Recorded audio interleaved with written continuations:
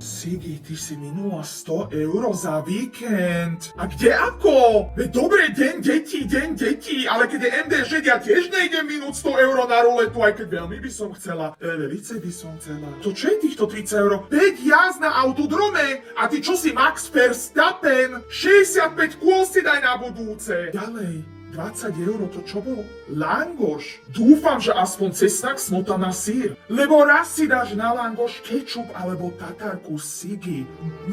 Veď to jedia ľudia bez chrbtovej kosti, fuj. Kino, dobre, na čom si bola? Ona išla na Lilo a Stitch. Teraz je tam fajnový horor, nezvratný osud 10, ona ide na Lilo a Stitch. Ty si moja dcera? Ja si dám robiť DNA testy, či ja som tvoja matka. Lebo ja už si to moc nepamätám, ja to mám také všelijaké z toho pôrodu, ja to mám také, tak... Ty zase nemáš kredit, ty s kým si vypisuješ? Však O2 zarába na mne veľké milióny! Ja som ti povedala, že si nemôžeš robiť fejkové účty a odtiaľ cyberšikanovať svoje pani učiteľky. Prestaň.